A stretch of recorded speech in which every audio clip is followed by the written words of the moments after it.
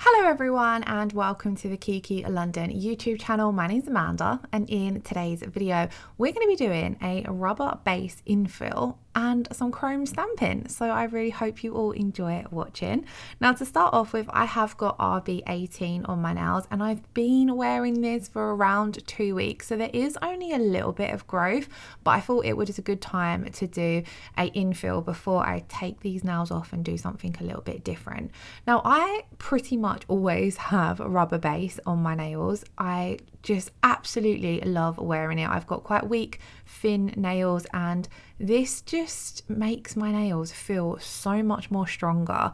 So I tend to not really take it off. Even if I'm wearing a set of press-on nails or even gel press-ons, I'll have them on over the top of my rubber base just because I feel as though it's really giving my natural nails that boost.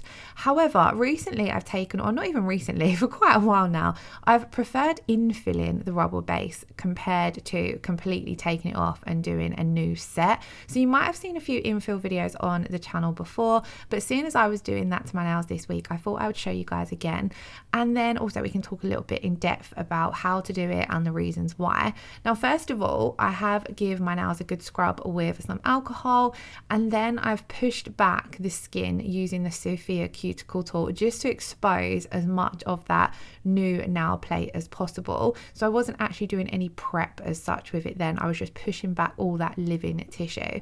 Then I did have a bit of a breakage on this pointer finger. I was washing up and picked up a sharp knife and it cut into the rubber base at the tip of the nail, so it caused a little bit of separation at the tip. So on my pointer finger we're going to completely remove that rubber base and then infill the rest of them. So to start off, when I'm doing an infill, I take my 100 grit file and I carefully file these down to a thinnish layer, not too thin, and you definitely don't want to go as far down to the natural nail. I'm just kind of taking off what would be that second layer of gel that I applied down to that first layer, which is just your base layer.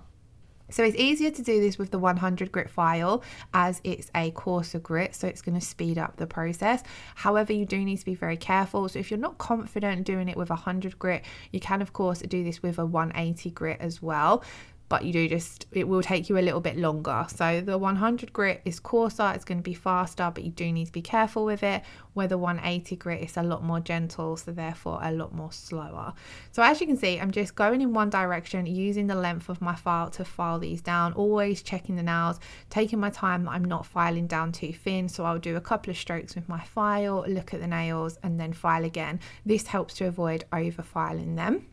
And then I've applied this rubber base similar to how you would a builder gel overlay, but maybe just not as thick as what a builder gel is, as the rubber base coat does have an ever so slightly thinner consistency. But for an overlay, I find it works exactly the same as a builder gel overlay would.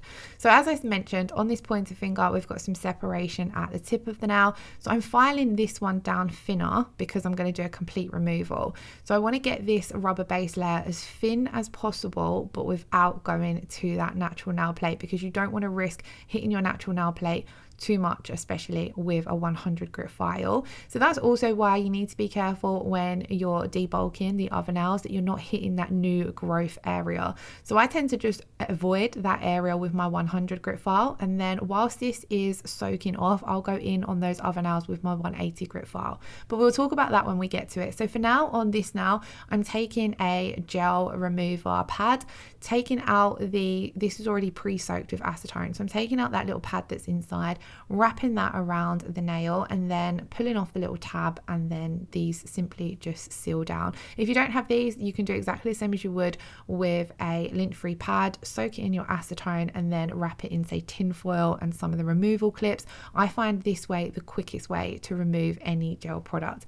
So then onto the other nails, I'm going to switch to the boomerang shape files and use the 180 grit side just to ever so slightly debulk that area which is closer to the new nail growth. Just because then this way, if this part of the file does hit the new growth area. It's not going to be too harsh on the nail, but you do still want to be quite careful. So I do this step nice and slowly, and then whilst I'm here, I'll just go over the entire nail, making sure everything's pretty smooth and even, and we've got no lumps or bumps from uneven filing or anything like that, which can sometimes happen with your 100 grit file. At this point as well, you can reshape the free edge as well. I did kind of just keep these a nice natural looking round shape, as I've really enjoyed wearing that shape on my own nails. So I just cleaned up the sides a little bit and crisped everything up. And then I've left this to soak for around 5 to 7 minutes, and then I'm going to take the Vienna tool and scrape off any of that builder gel that started to remove. So you can see I'm just very gently pushing this away, and it's softened. It hasn't completely removed yet, but I do like to do my removals in layers, but majority of that product is flaking off. So I'm going to just be very careful doing this with the round end on that Vienna tool. I feel as though this is gentle enough to scrape it off, but it speeds up that removal process. And then my pad inside is still saturated with acetone, so I'm just going to stick that straight back on. If you feel as though it has dried out, just add a new pad with some more acetone basically. So I then soaked this for another couple of minutes, and then I'm just going to go back in with that Vienna tool, scrape off the remaining, and then very gently go over with the 180 grit side of my file just to remove any of those flaky pieces. And then I'll wipe over this once more with acetone, and then that is our layer of rubber base on this now completely removed. So whilst I'm there, I'm going to go over with some alcohol on the remaining nails and give them a really good scrub. So we're doing this to remove any of that dust that is left on the nail plate from debulking, and then also to cleanse and dehydrate that nail plate a little bit before we go in and start doing our prep. I do find that alcohol, especially during the winter, leaves my skin and cuticles looking quite dry after. So here you can see my cuticles really do look dry. So what I'm doing now is I'm taking my Sofia cuticle tool and I'm going to prep as normal, but we only really need to prep that new growth area on the nails where we are doing an infill. So very gently using the Sofia tool, pushed all that living tissue back on all the dried cuticle, and then I'm switching to the Helsinki cuticle tool, and I love the straight edge on this one for really getting off any stubborn hard cuticle, and then I like to switch to the rectangular end of it to really get down in those sidewalls. And I find that this particular tool, both ends are very, very sharp, so you do need to be careful with it, but it is brilliant for removing any stubborn cuticle. Before having these two tools, I used to do a lot of this step with my e-file because I felt as though it would take a lot longer with a cuticle pusher, but where the edges of these are quite sharp, it lifts it off effortlessly without causing any trauma or damage to the living tissue that's surrounding the cuticle there. And as you can see here, it's really great for getting right down into those sidewalls. I don't know if it's just me, but I feel as though my sidewalls, the cuticle on my sidewalls, I'm obviously not cuticle oiling enough, but it gets quite dry and stubborn, and this just removes that effortlessly.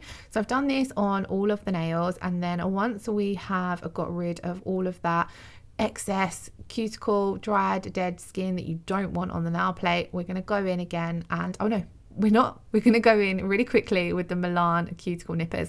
So because like I said, my cuticles had quite a few dry stubborn bits, so any of those bits that are, like hangnails as well, I've had quite a lot of them lately. I've clearly not been taking very good care of my nails, but any of those I like to nip away with the Milan cuticle nippers. Again, these are incredibly sharp, so they nip everything away effortlessly, but you do need to be careful when you are using them.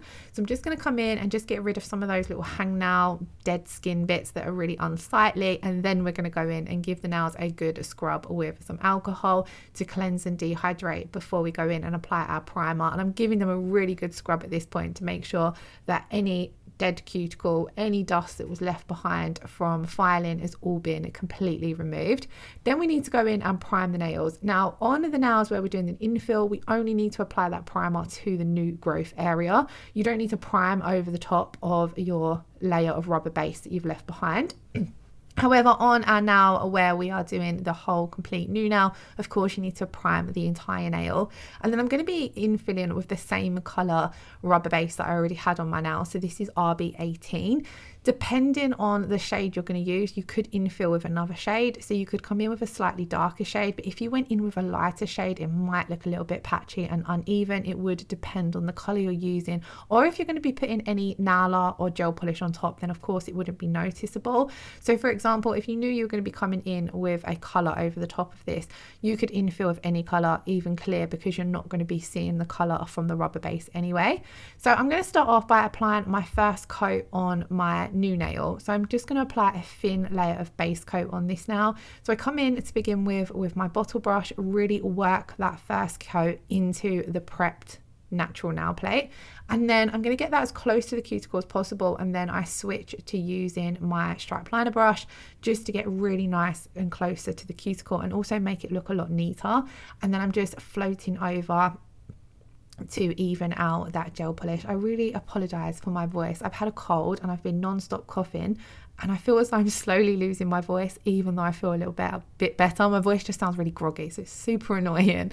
So I did pop that nail in to cure whilst we infill the rest of the nails. So when it comes to infilling, I like to go over the entire nail with a really thin layer to begin with. So really working that in to our filed down layer. And again, taking that stripe liner brush to get nice and close to the cuticle area. So I'm just taking a small amount on that stripe liner brush, and this is pretty much covering that entire new growth area, because I only have a small amount of regrowth where I've only been wearing these nails for around 2 weeks. Of course, if you was working on a client, they're probably going to go a lot longer. A lot of the time clients will go between 3 to 4 weeks between their infills, so you'll have a bit more growth to work with. So sometimes that actually makes it a little bit easier when you're doing an infill.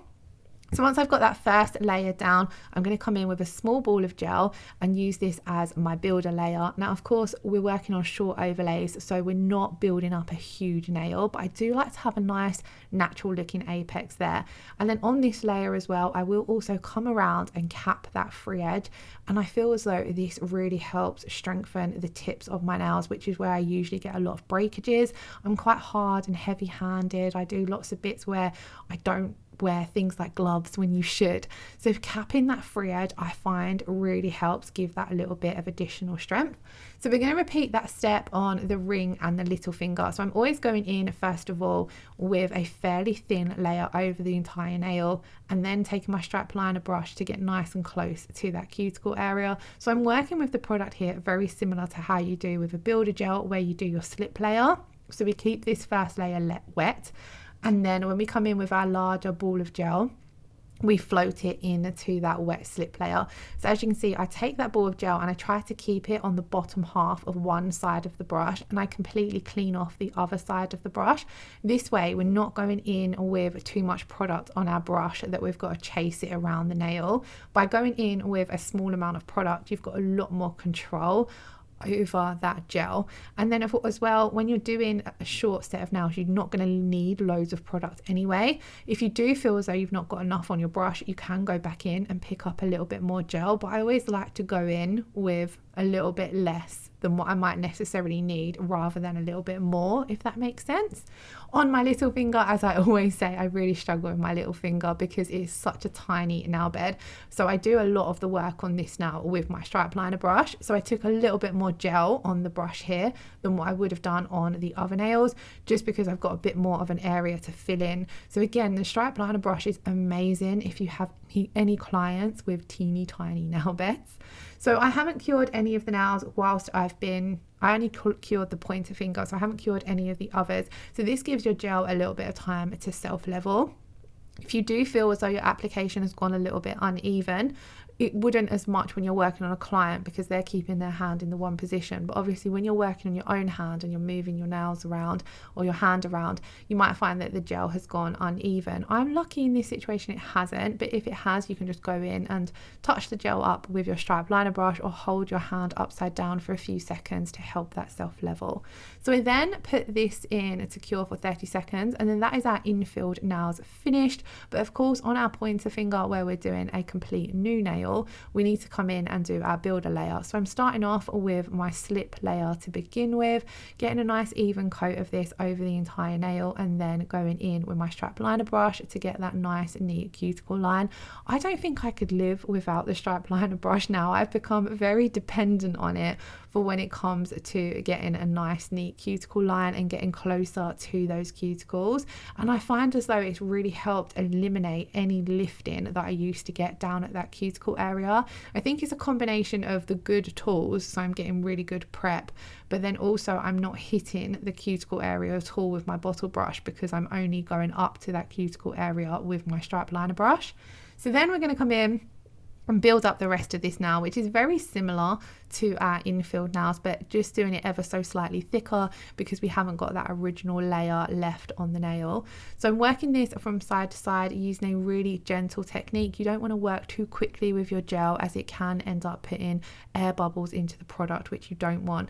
So we just very slowly, I like to go from in a roll-in motion from side to side, and then I always come in and cap that free edge and then touch up with the stripe liner brush. So we're going to pop that last nail in to cure for 30 seconds. And then of course, if you wasn't adding any nail art, you would come in and top coat. Because we're going to be doing some chrome stamping, I need a matte surface because we're going to be doing an isolated chrome design. So that's where you only want your chrome to go in certain areas of the nail. So for this to work, you need to have a really matte surface. So you can come in and matte top coat, but if you're working on short nails, that's kind of adding an unnecessary layer. So I like to go in, wipe off the tacky inhibition layer that's left behind from the rubber base coat, and then give the nails a buff with a 180 grit side of your Kiki London buffer. So I'm just going over all of the nails, and this is going to remove any shine, which helps eliminate your chrome sticking to where you don't want it to stick. I did still get a little bit sticking here and there, but it was nothing too major. You could easily clean it up basically. To chrome stamp, you are going to need two stampers, one for your image and one for your chrome. And then I'm taking the beautiful gold mirror chrome, and then I'm just going to apply this to one of the stampers. Then we're going to take our white stamping polish, apply a generous amount so that you get a nice clean pickup of your image.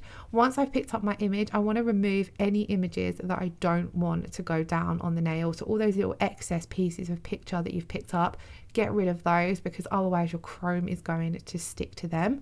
So then I've stamped down my image, and then very quickly, whilst that stamping polish is still wet, I'm going to go in and press on my chrome powder.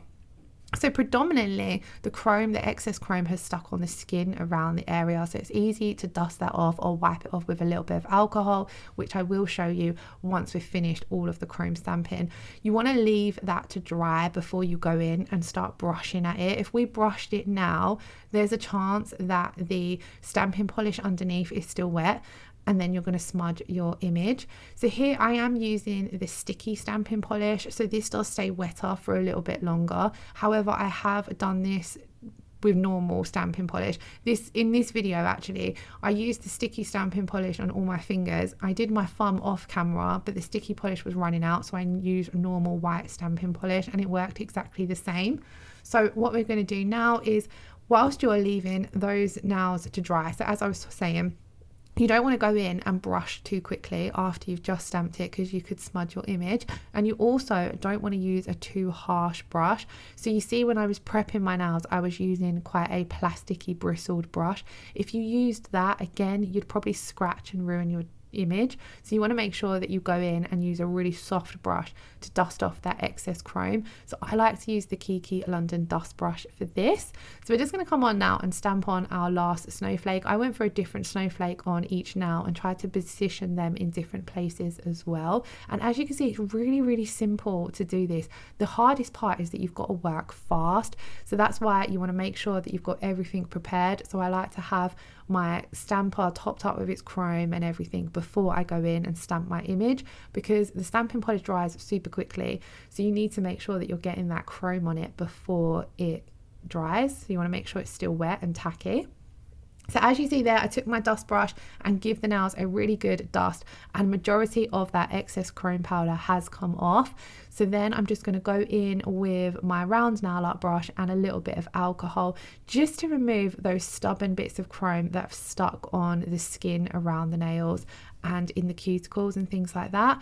And then there are a few little places on this one where it's stuck in between the like spikes on the snowflakes. So I'm just cleaning up there, which was really easy to do with the round nail art brush. You could also do this with the detail brush as well if you felt more comfortable doing it with that. But I really loved how this gold chrome worked over the top of the RB18. I think it just gave a really nice, pretty but subtle Christmas look. So of course we do need to come in now and seal everything in and bring the shine back to RB18. So I'm going to do this using my crystal top coat, and whenever I'm top coating over chrome, I like to float the top coat on, just so that you're not disturbing any of the loose excess chrome powder. You shouldn't really have any because you've given them a good dust, but by floating it on, it just keeps everything looking nice and neat and crisp. So I'm just taking a small amount of top coat on my brush and gently floating it over the entire nail. And then once we've done this on all of the nails, we're going to pop those in to cure for 60 seconds. And that was a really simple infill, but just adding on that little bit of nail art, I feel made it really look cute and Christmassy. I'm really excited for Christmas. Let me know in the comments below if you are, and have you done any Christmas nails yet, and what will you be wearing on your own nails for Christmas this year.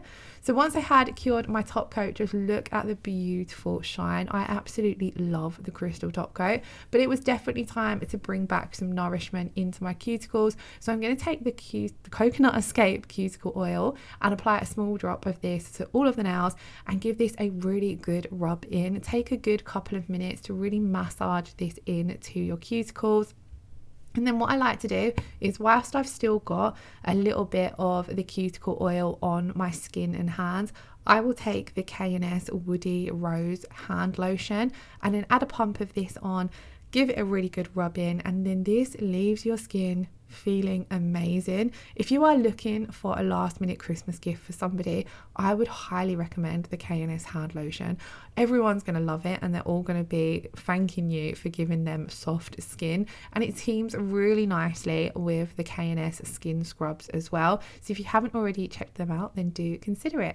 I did wipe over the nails with a little bit of cleanser just to remove any of that excess oil and bring the shine back from the top coat. And then this, guys, was the finished result. I really hope you all enjoyed today's video. If you did, please do give it a thumbs up and leave us a comment below and hit that subscription button if you haven't already. Thank you all so much for watching. I hope you all have a wonderful weekend. Lots of love. Take care. Bye bye.